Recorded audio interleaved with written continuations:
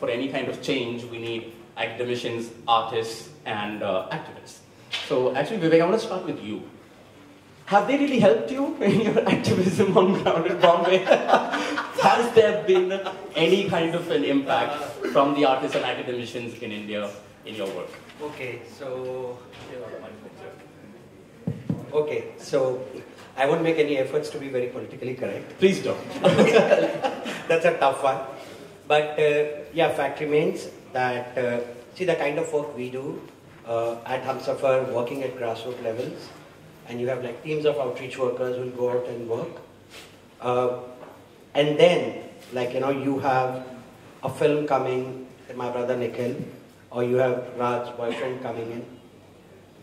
Any piece of literature that is being read, or cinema that is being seen, the impact of cinema, even if very few people saw My Brother Nikhil, you know, and I really don't know how many people actually read Boyfriend, but the impact that it has is manifold. But you need support from various other stakeholders, you know, and we kind of won't make the conversation very long, but you have stakeholders, you need the religious leaders to come into the picture to support you. You need, like, you know, you need support of healthcare providers to come in. So there are various stakeholders who play very prominent role in bringing about the change. It's kind of not limited. But yeah, restricting a conversation to cinema, literature, yes, it does work. Okay, well, I want to open the floor. Art can catalyze, you think, kind of some changes in society.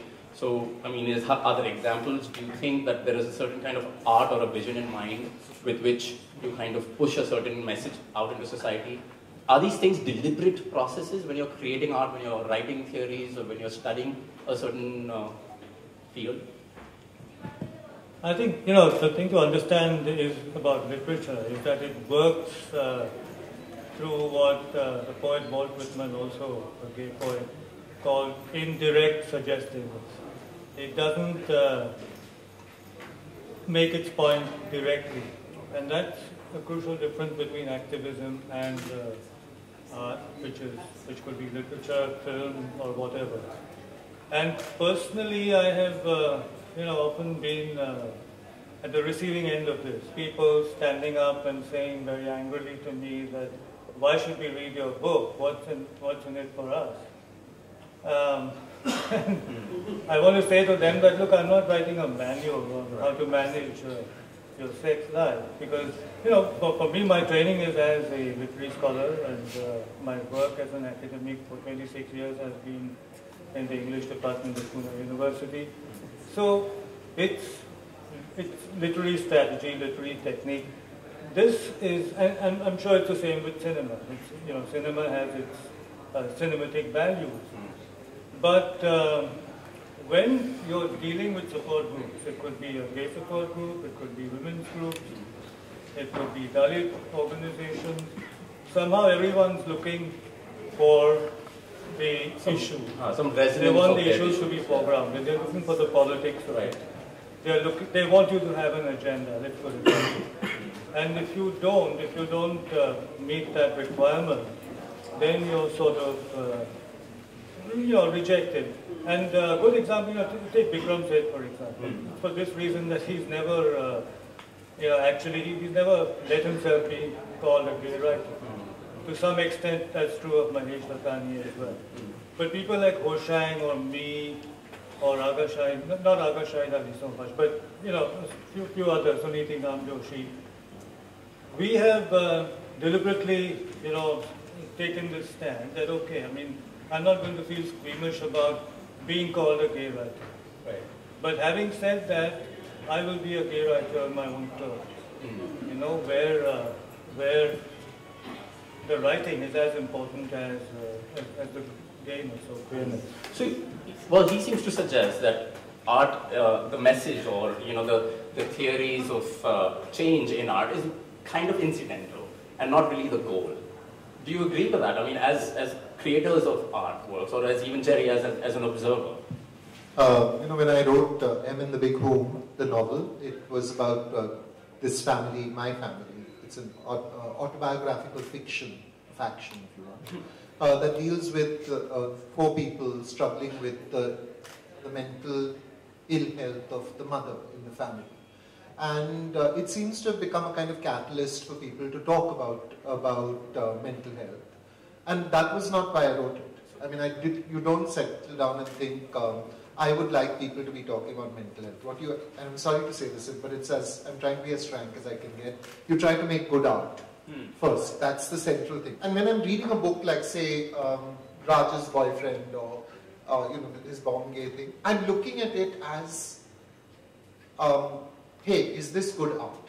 For me, that's fine. And after that, everything else falls into place. But the other thing I'd like to, what Raj said about literary audiences being sort of like more attuned to difference, I think if you read a lot and if you watch a lot of art, go to art galleries and go to museums and participate in human endeavor, creative endeavor, in a certain way, you become a much more tolerant, accepting human being, because suddenly you see that, hey, everyone's not like me, but that's what makes everything so joyous. Thomas, your views on it quickly, because when you're saying that, okay, our artist's first responsibility is just to produce art, that humanizes our endeavors, our motivations. But what about, when you have a queer audience that wants you to be sensitive to the place in history that we're in? Say, for example, the audience is not ready for suddenly a book, a novel about, cousins being involved in a same-sex relationship, or whatever the taboo topics that we currently are in our history. And then you as an artist wish to produce whatever you feel inspired to produce. Is there a tension, Thomas? I think no single work of art is going to change the world. An artist can intervene within a broader environment in which conversations are already ongoing and touch the pulse. I saw two very interesting films this morning and yesterday about the voices of transgender people in India that arose out of community groups where a lot of action is happening. They're very important works of documentary art, out loud, and this morning made a note because I knew I would forget. Bioscope, beautiful artistic documentaries that incorporate the testimony of people involved in these community conversations and community activism. So let's not rule out this option of committed art. Right, because it sounds like you're also advocating a sense of responsibility in artists. But Vivek, do you wish that artists were more responsible? Because you are on the ground, you're facing the onslaught of society and their prejudices, and then we have art that goes out. Each time I see a piece of art, I read literature, I see a film, my first reaction is it politically correct? Okay, is it there? That's my first, what kind of message is going to the audiences? What are people going to think about the LGBT? Is this the right film to go out? But then you sit back and you think that a Bombay Talkies has gone into the audience, it's gone into the public domain. You may agree with his work or not. Why do I always expect him to be politically correct all the time? Okay? Many of us, we have very bitterly criticized Dostana. Okay, I may not agree with Dostana, but Dostana did touch a chord somewhere. It did mainstream the term gay. A lot of people went out and saw the film. If you are doing films that are being seen only in Kashish, or if you are writing books that are being read only with select few, then what change are we looking at? Will a film lead to a policy change? Will a book lead to a policy change? That is not the job of the artist. That is not the job of the writer. Okay? There are decision makers. The change is going to happen in the judiciary. The change is going to happen in the legislation. I will today have to get up and say that there is this beautiful gay couple, okay, you and your partner. I will have to say that, come on Jerry, let's go to Bombay High Court and say that we are gay and we want to get married. Let's tell them, you are illegal. The change is going to happen over there. I don't recall what language they used in Dostana. Did they actually use the word gay? I can't remember. Yeah. So in that sense, maybe it provided the service of introducing a word that billions of people don't know in this country. But coming back to some of the films on the menu here, a lot of them are community-based and small films, short films and documentaries, low-budget films, independent films, not Dostana. fortunately. And I think we need to think of these films in terms of art's capacity to empower and mobilize. Just to offer a politically correct response to a phrase you used, Vivek, let the people know, which is really a top-down concept, isn't it? A kind of almost a patronizing concept. I'm sure you didn't mean that, but a lot of the films here let people speak, let them express themselves and articulate their lives. These two documentaries I mentioned are excellent forums for ordinary people talking about their everyday lives. It's not about letting them know or telling them what to think or telling them the analysis of their lives. It's letting them discover their own empowerment. And I'm sorry to use you as a whipping boy for that point. No, but that's precisely what I'm saying. no, again, I would like to play devil's advocate again. And, let's see, because if you look at Kashish as a film festival, yes, we have queer-themed movies, but not all of them may necessarily be empowering. All of them may not necessarily say that, okay, I've given you the vocabulary to speak. Some of them might just leave the audience feeling completely depressed, completely dejected at the state of the world or how we are. Some of them may actually disempower you, feel like you are... But we're all here together in a group looking at films in the audience, and that experience, we just saw a program of teen suicide films. Very overwhelming, very depressing, but leaving the auditorium together, sharing that experience with other bodies in seats, not on the internet or on television, but in a physical, communal experience is a very empowering situation. Since Kashish began, initially we had very few entries that were from within India and regional languages. In the last 5 years, we see the number of entries that are kind of going up from within India. Two, because essentially if we are discussing change, okay, we're talking about change, we need more writings, we need more cinema in regional languages. Say, I have a friend who's doing good work in Pune, Bindu Madhavgiri. He started now publishing books in Marathi, which regularly come out. I have had many youngsters calling me up that I want to talk to my mother, but I don't have anything to show. So do you have anything in writing? Invariably what I do is I have Chetan's script, Ek Mother Bhag. So I say, okay, this is the script I can share with you and you can read. But you need more work in regional languages because if you are thinking about change. Do artists and academics, these theoreticians, do they need to really situate themselves in the ground realities that they're surrounded with? Or can they just be like, I'm producing the work that I need to produce? And activists pick what they want. The people can pick what they want. Thomas, what are your views on that? If you're asking me a personal question, yes, as an academic, as a teacher, I feel it's my responsibility to situate myself in the global political context. This is my job, to spark an interest among my students in cinema and in sexuality, the two areas that I work in terms of their own lives and their own context. Yes, it's absolutely a responsibility. I'm proud to be a teacher, and I hope that I'm having an impact. Maybe with an artist, you will get other answers, but I think a teacher, the vocation of teacher is a social commitment. No, it's likewise, I'm both, writer and teacher, and the social commitment aspect is of course common to writing and teaching. But you're making it sound as if the onus is entirely on the writer, the teacher, the activist, the filmmaker. What about the audience? It seems to me that the audience also has to make that little extra effort to, to respond to what is being churned out, which is not happening in academia, for example. Things are getting pretty, pretty sort of this mainstreaming of what disciplines are offered, what courses are offered. I've been offering a course on queer theory and literature for a number of years in my department. But the enrollment now is not what it used to be even 3 years or 4 years ago. So you're saying the audience is kind of slipping out? Yeah, I think that we need to open this up to those who are here and ask them what they feel.